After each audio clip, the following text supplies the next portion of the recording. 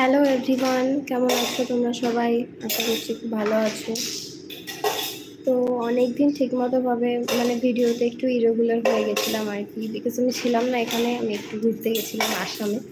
আর সেখানকার ব্লগগুলো তোমরা আস্তে আস্তে দেখতে পাবে। অলরেডি আসাম যাওয়ার ব্লগটা আমি আপলোড করে দিয়েছি, কিন্তু তোমরা ভিডিওগুলো দেখছো না, তাই আমার খুব খারাপ লাগছে। প্লিজ ভিডিওগুলো দেখো আর কেমন লাগছে সেটা বলো। আর আমার ভিডিওতে যদি কোনো খামতি থাকে সেটাও আমাকে বলো, আমি ইমপ্রুভ করার চেষ্টা করব অবশ্যই।